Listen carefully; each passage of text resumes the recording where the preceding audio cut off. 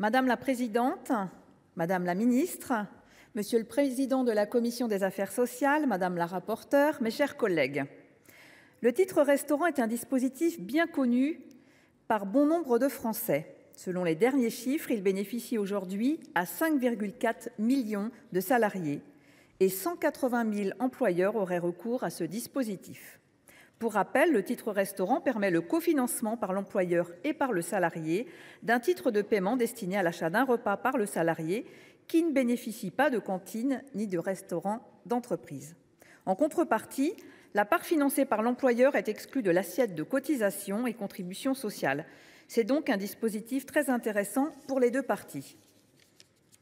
Madame la rapporteure, lorsque nous avons examiné le texte en commission, vous aviez commencé ainsi votre intervention.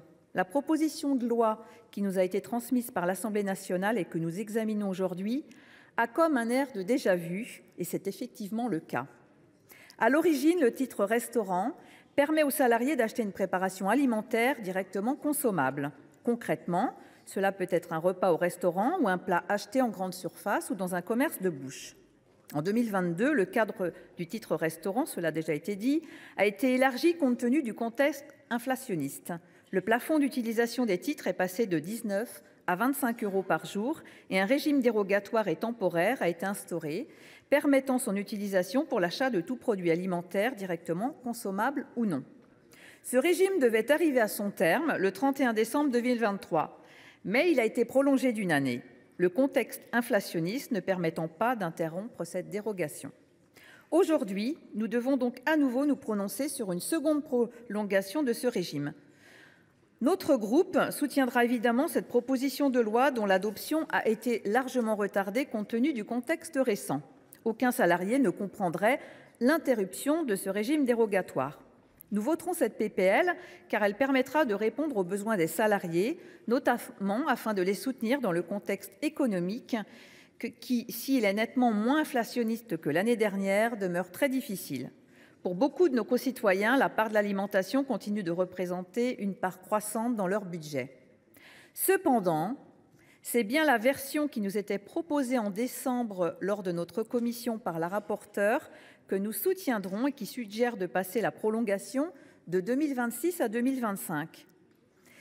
En effet, une prolongation jusqu'en 2026 ne nous semblait pas nécessaire, voire nous semblait presque contre-productif, car elle aurait permis de repousser à nouveau ce qui nous semble pourtant indispensable, une réforme du dispositif. L'année dernière déjà, au moment de voter la prolongation pour 2024, nous nous demandions « Que ferons-nous dans un an ?» et nous invitions à une réforme du titre restaurant. De nouveau, mes chers collègues, je vous le demande, que ferons-nous dans un an ? Il ne serait pas raisonnable de nous retrouver indéfiniment chaque mois de décembre pour voter la prolongation d'une dérogation.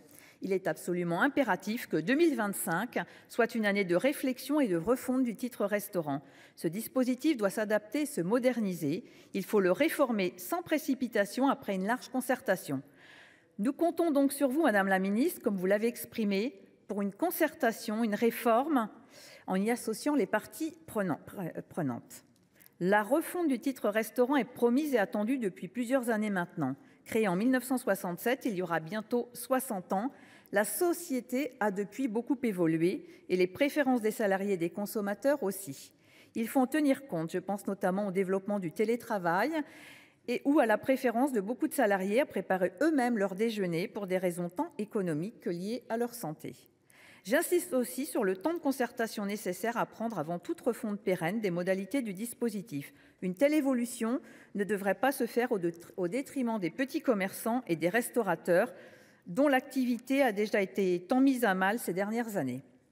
Le titre restaurant doit surtout demeurer un outil d'aide à la restauration des salariés sur leur temps de travail et ne doit pas devenir un complément de pouvoir d'achat plus large ni un chèque alimentaire. Quand on aborde le sujet des titres restaurants, on pense naturellement au pouvoir d'achat des salariés, plus largement et directement à leur rémunération. Mais un débat sur le pouvoir d'achat des Français ne peut être un débat sur les titres restaurants. Il doit porter sur les entreprises, leur dynamisme, leurs charges, la productivité, le temps de travail et la rémunération. L'année dernière, j'ai eu l'occasion de mener avec ma collègue Frédérique Puissat une mission d'information sur les négociations salariales. À l'issue de celle-ci, nous avons formulé 15 recommandations qui pourraient trouver un écho afin d'améliorer dignement le pouvoir d'achat des salariés et lutter contre la stagnation du salaire tout au long de la carrière. Notre groupe votera cette proposition de loi avec une prolongation d'1 année, mais appelle fortement, comme vous l'avez compris, à une large concertation pour une refonte du dispositif dans le respect d'un équilibre entre le pouvoir d'achat des salariés et l'activité des petits commerçants et des restaurateurs, en espérant qu'elle puisse aboutir assez rapidement et avant 2026. Je vous remercie.